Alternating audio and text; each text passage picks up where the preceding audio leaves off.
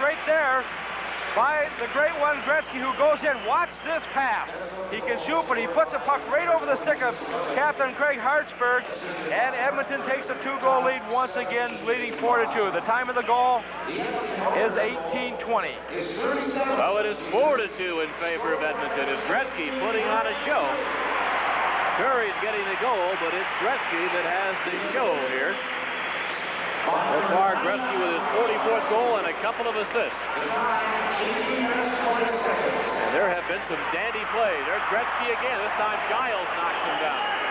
Up with it there is Keith Acton. 1 minute 25 seconds to play in the period. Gretzky in the corner, trying to work it free for Coffey. Coffey losing the puck for Bellows, out to center for Acton.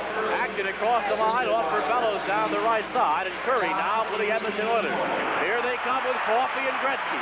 Coffey, Gretzky, and Huddy across the line. Coffey back for Huddy. Huddy a shot, save and score! Wayne Gretzky. 2 goals, 2 assists, 4 points, and Edmonton leads it 5-2. Watch that shot just inside the pipe. Wayne Gretzky doing it again, picking up the goal number 45 of the year. Coffey and Giles interfering with both play a little bit. Gretzky coming in, being the trailer, puts it away, and the fans here are showing their appreciation for the great one, number 99, Wayne Gretzky. Tommy was talking earlier about the pools they have. A lot of people back in the Twin Cities might be involved in a home run pool in baseball where you sit down with a group of friends and draft the various players from the team. So we do the same in hockey as far as the goals race and as far as the points race. Here in Canada, you draft players from various National Hockey League teams, then you add up their goals and points and see who wins. Well, Gretzky is the one player in the league that they removed totally from the pool. Now you can see why. Yeah. They said whoever had Gretzky would automatically win the pool no matter who else they had. So Gretzky with 2 goals, 2 assists, 4 points. It's 5-2 Edmonton with 23 seconds remaining here in the first period. Vogelin now for the Oilers out to center, and Maxwell will chase it back inside the Minnesota zone. You know, that 2 goals and 2 assists he's had in that period is a good season for some people. It's amazing. Broken up by Vogelin back to center. Remember, stay tuned for primetime news coming up during our first intermission. As the siren sounds, it's 5-2 Edmonton, and tonight's broadcast comes your way from the Northlands Coliseum.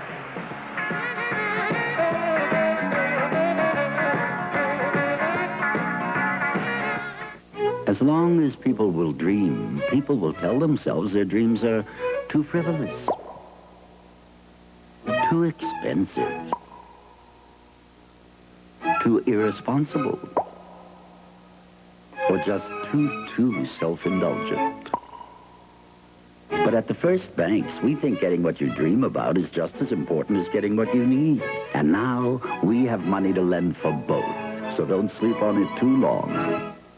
Sat down with Mom, talked to Dad. Can't get it together, makes you feel sad. You know you can do it, you wonder where. You want it soon because you really care. The services can help you so you not only get better, you really grow. Talking Army, Navy, Air Force, Marines. They'll take you, train you, show you the way. You'll work hard, get decent pay in the Army, Navy, Air Force, Marines. Prove you can make it. Prove it to all. Serving your country and walking tall in the Army, Navy, Air Force, Marines. You've got it together. They'll see in a glance. Thanks to the services, you got the chance in the Army, Navy, Air Force, Marines. It's a great place to start.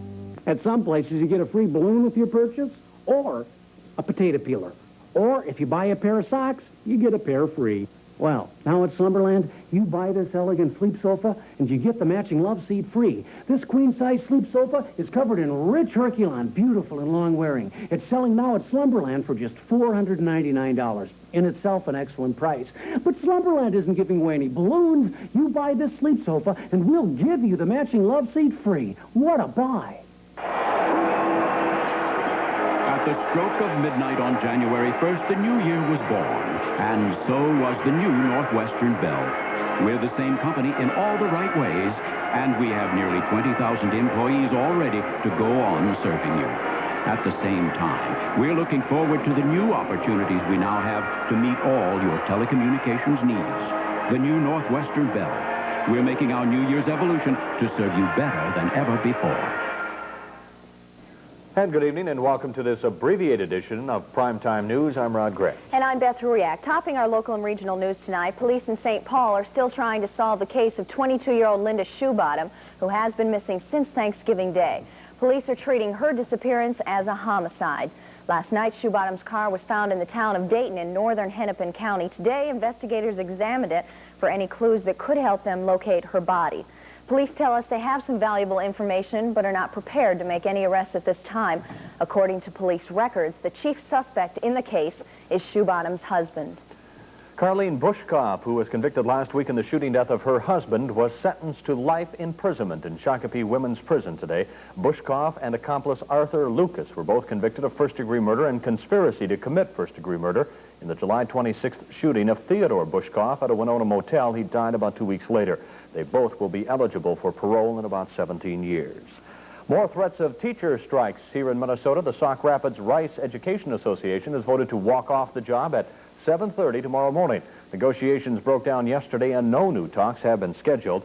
Negotiations broke down and teachers in the Park Rapids and Baca school districts are also planning to walk off the job there tomorrow. Teachers in District 7, 10, and Cloquet say they'll strike on the 10th of January. And Minneapolis teachers plan to strike on the 17th of this month unless they can reach an agreement. Meanwhile, teachers and board members in the Coleraine Greenway School District will go back to the bargaining table next Wednesday. 107 teachers walked off their jobs yesterday morning, giving more than 2,000 students in the Itasca County School District an extended vacation. That dispute centers around wages and benefits. In Mounds View, no strike date has been set yet, but pickets were out in front of the school administration building today. June Lindsay has that report. Mounds View teachers are incensed that the school board would pay $125 a day to substitutes who would cross a picket line and teach in case of a strike. And today, they stopped and talked to applicants in front of the administration building.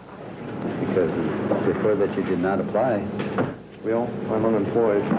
Those teachers who are earning less than $125 a day are insulted that the district would offer that amount of money to subs to cross the picket line, especially in light of the fact that we haven't refiled our notice of intent to strike and we haven't set a strike date. Now, why the board should sit back or the superintendent and twiddle its thumbs and not make any plans, I think is ill-advised and would show poor leadership. The main issue separating the teachers and school board is money. The teachers want an 18% pay increase. The board has offered a 2% raise. Since the two sides are so far apart on money, the teachers are especially upset with the high price the board is willing to pay strike substitutes. Marge Michaels, a substitute with 15 years' experience, said she and her colleagues would not cross a picket line. I think it's terrible to import people who have no interest in the district, no interest in these children, except that dollar sign. In case of a strike, the superintendent says the main goal of the administration is to keep classes going for seniors so that they can graduate on time. He pointed out that the newly elected school board has gone on record in favor of a balanced budget. But the main issues at stake took a back seat today to the controversy surrounding strike substitutes. Both sides go back to the bargaining table on Thursday, and the school board says it has a new offer for the teachers. But even if a settlement is reached, some hard feelings are likely to remain behind because of the threatened use of substitutes. As one teacher put it, my good feelings for this district have soured. June Lindsay, Channel 9 News in Mounds View. A new kind of recycling program has been unveiled in the Twin Cities. It makes turning in aluminum cans for cash as easy as a trip to the supermarket. Jeff Ballion has more. Minnesotans drink on the average about 40 gallons of pop a year. Most of it comes in aluminum cans that can be recycled. We are currently recycling about 65% of what we use. But some state lawmakers feel we need to do more to save landfill space. So when the legislature reconvenes in March, it'll be considering a mandatory deposit law for beverage containers. The beverage industry feels this machine is a better solution. It's an automated redemption center, which for starters is being placed in 14 Red Owl country stores around the Twin Cities. Just feed the machine aluminum cans, and for every 6 you put in, you get a store coupon and 3 cents back. Deposits on cans increase the cost to the consumer. There's just no question about that. This is a voluntary effort, and the cans are coming back this way, and people are getting the value. Supporters of a deposit law say there's still a lot of glass and plastic that needs to be recycled. They feel if consumers were required to pay a deposit on those containers as well as cans, they'd return them instead of throwing them out. But Governor Perpich is backing off from supporting a deposit law now that these machines are here. Well, I can't see a need for that type of legislation in 84. We'll see how these work. If the machines catch on, you'll probably see other supermarket chains installing them to remain competitive. Jeff Bellion, Channel 9 News, the Twin Cities.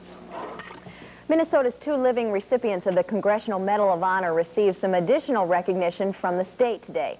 Donald Rudolph of Bovee and Mike Calaleo of Duluth were both decorated for their service during World War II. And today at the Capitol, they were honored with a personalized license plate that never has to be renewed. The state legislature passed a bill last year that created the new special personalized plates. And Governor Rudy Perpich said it was meant as a public expression of Minnesota's gratitude and respect for the bravery that these men demonstrated. In sports tonight, there's been a lot of talk about baseball, soccer, football, and everything. Now they're talking pro basketball. Yeah, there's a team of 4. We'll see what happens again. It's like going back in time, Rod. Pro soccer returning to Minnesota this spring, and today a committee named to bring pro basketball here once again. This is part of our effort to provide a wide array of cultural attractions to Minnesota, from sports to the arts. The most obvious home for the NBA would be the Hubert Humphrey Metrodome in Minneapolis. We know that if a winning team can be put on the floor for Minnesota, they will attract the fans. Mike and the former Minneapolis Laker, a team was left here in '58 for Los Angeles, will present the idea to NBA owners later this month, wanting either an expansion team or a franchise to relocate to the Twin Cities. The Gopher basketball team left town today for Champaign, Illinois, opening the Big Ten season against the Illini tomorrow night. And you can see all the action here on Channel 9 starting at 7:30. Iowa opening conference play tonight against Michigan State. The Hawkeyes trailed until Jim Carfino stole the ball and scored to make it 56-55 Iowa. But watch this shot by the freshman Darrell Johnson. And where's the ball? Finally, it goes through for a bucket for the Spartans. Then Johnson, once again a freshman, pumps in the winning basket with only 7 seconds remaining to make it 73-72. Michigan State holds on to beat Iowa in the Big Ten opener for both teams. A bad week for the Illinois football team, trounced in the Rose Bowl Monday, and today reports of various charges stemming from a 2-year NCAA investigation, which could sock that program once again. The USFL had its college draft today, and really no surprise that Mike Rozier, the Heisman Trophy winner from Nebraska, was the first player selected. The Pittsburgh Maulers grabbed Rozier and predicted he'll be in their lineup opening day this March. But it'll take a big hunk of money to sign him, like the millions Herschel Walker got to sign with a new league instead of the NFL. Former Viking quarterback Joe Kapp has done a good job coaching the University of California the last 2 seasons. Today, the school extending his contract 5 years. The U.S. hockey team is winding up its pre-Olympic schedule. They do have games this Friday and Saturday at Wisconsin, but only 3 weeks to go before the Olympics begin. So tonight, a chance for a cocktail party and dinner downtown.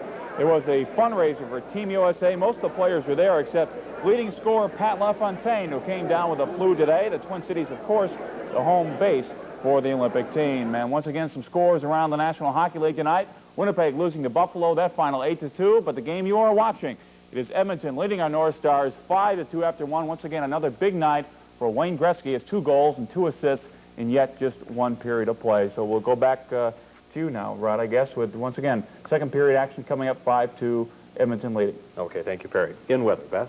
Weather, yes, beautiful today here in the Twin Cities and just about everywhere across Minnesota. Our midwinter thaw continues, and the Twin Cities officially hit 36 degrees for the high today. The low overnight dipped to 21. No snowfall to report today. Right now in the metro area, skies are cloudy. Our temperature 24 degrees, the relative humidity 88%, and winds southwest at 8. Looking ahead, our warm weather will continue until the week's end. The forecast from the metro area by the National Weather Service calls for variable cloudiness tonight with lows in the mid to upper 20s. Thursday, you can expect partly sunny skies with highs in the lower 40s. Then tomorrow night, we are calling for partly cloudy skies, lows in the mid 20s. And on Friday, continued partly cloudy skies, highs in the lower 40s. So we may see some clouds, but nice warm temperatures again. At least continuing. It's a nice January. More so melting far. snow, Right. yes. That's Primetime News for tonight. We hope to see you again tomorrow night at halftime during the Gopher basketball game. For all of us here at Channel 9, have a good evening, that is. We now go back to Bob Kurtz and Tom Reed and the rest of the North Stars hockey game. Good night. Good night. Getty, I take my cap off to you. Your unleaded regular has just the right octane for my new car. Getty, I take my cap off to you. You've made it a lot easier for me to pay for your gasoline. People everywhere are taking their caps off to Getty. Because Getty's got the grades of gasoline for just about any car on the road today. Getty, I take my cap off to you. Take your cap off to Getty.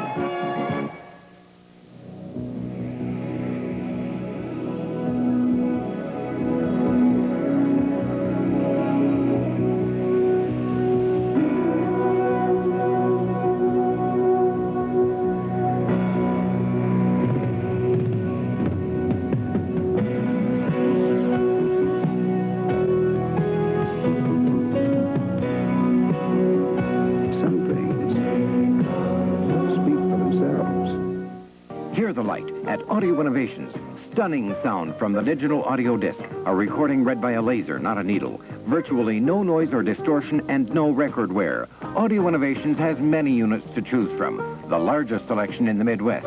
Enjoy your favorite kind of music at its best. Make your choice from one of these brands. Audio Innovations also has a large selection of digital discs. Digital audio, available now at the best stereo store in town. Audio Innovations near Southdale in Edina. Mumbo jumbo, mumbo jumbo, mumbo jumbo. Mumbo jumbo, mumbo jumbo, mumbo jumbo. Mumbo jumbo, mumbo jumbo. If you have a problem with workman's compensation, personal injury, or divorce, you don't have to be confused by the law. You can be helped by it because our courts are designed to serve ordinary people. So is the law firm of Milovets and Associates. Mumbo jumbo. Bob Kurtz and Tom Reed back with you here at the Northlands Coliseum. It's still 5-2 in favor of the Oilers over the North Stars after one period of play. We'll run through the scoring for you in the first period as we finally picked up some of the assists from the official score. Edmonton got started at 2:07. Anderson, his 25th goal of the year from Messier. That came at 2:07 of the period. Then Gretzky, his 44th of the season from Huddy at 7:41. And as Baruch, his 10th of the year from Broughton and Cicerelli. That was a goal the North Stars recorded at 9:11. And then the scoring spurge started at 15:20. Curry from Gretzky and Huddy. Cicerelli from Hartsburg at 17:55. Curry from Gretzky at 18:20. And Gretzky from Huddy and Coffey at 18:58. Well, Wayne Gretzky only had 2 shots in that period, but he made both of them count. Getting 2 goals on those 2 shots, was certainly not a good period by any means for the Minnesota North Stars, who gave up 5 goals in that period. And you just wonder what's going on in the dressing room right now. There's not a lot that a coach can say. They just have allowed Edmonton to roam far too much in their own end. And Edmonton taking full advantage of the errors that Minnesota is making defensively. They're just not picking up the men. And now Gilles Meloche, it appears, is going in net for the Minnesota North Stars. He's first on the ice, so Donnie Beaupre has been yanked already. And I'm certain, Bob, that his feeling right now is certainly not one of good feelings. He's a little disgusted at himself and perhaps the team for not giving him any protection back there. But and he had just about no protection. Yeah, exactly. But also there a couple, one goal in particular by Gretzky, he was able to see it but couldn't hang on to it. And it wasn't a New Year's Eve. They yanked Meloche in favor of Beaupre, so that's the way things are going. We told you the Oilers are 25-0-0 when leading going into the third period.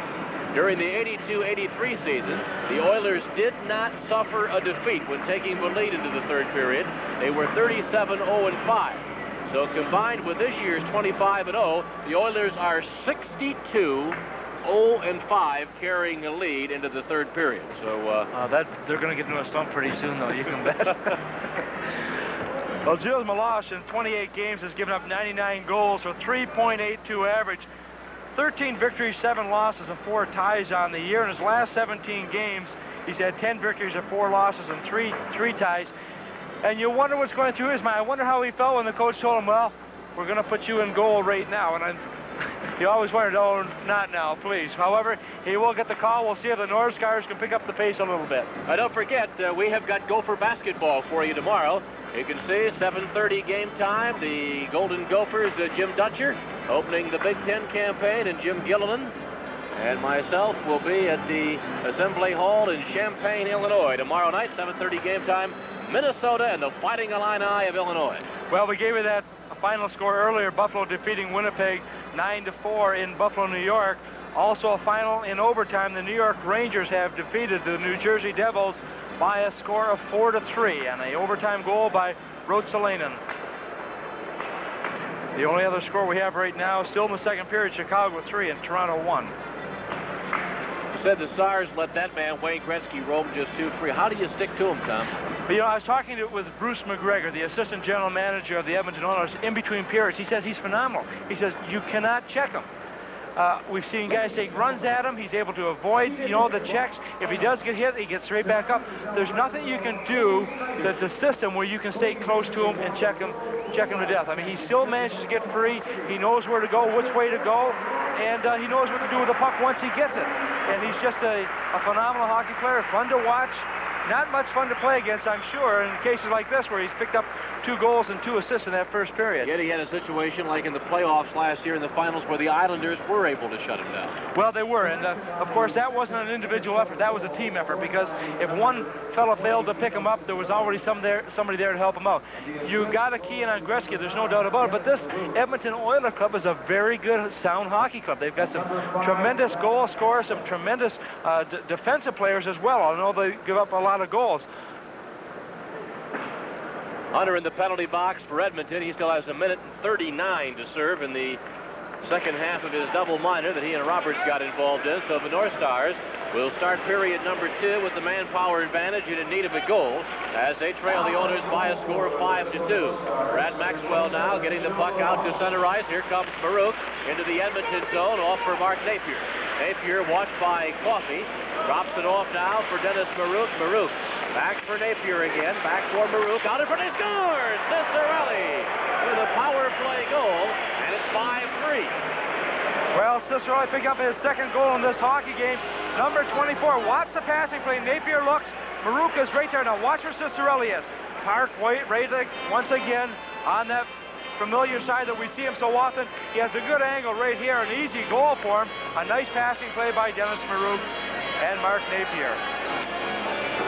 Cicerelli, his 24th of the year from Baruch and Napier at 25 seconds, and it's now a 5-3 game in favor of the Edmonton Oilers. Dino has connected twice tonight. Gretzky has connected twice for the Edmonton Oilers, and we have a barrage of goals here at the Northlands Coliseum. Randy Gregg now for Edmonton in his own zone, back out to center ice as the play will roll into the North Star end. Mandich will go back with the green and gold. Mandich handing it off now for Keith Acton. Acton watched by Anderson. Keeping it in now for Edmonton. Curry off for Anderson. Anderson tied up out in front by Acton, who came back. Back out in front again. And finally Bellows rolling it ahead for Acton, who I think took a bit of the dive. And Anderson's going to get the gate for Edmonton. Nice broadcast comes your way from the Northlands Coliseum. 5 rainbow trout worth a total of $1 million will be released in White Bear Lake as a part of Pepsi-Cola's Golden Rainbow January 15th ice fishing.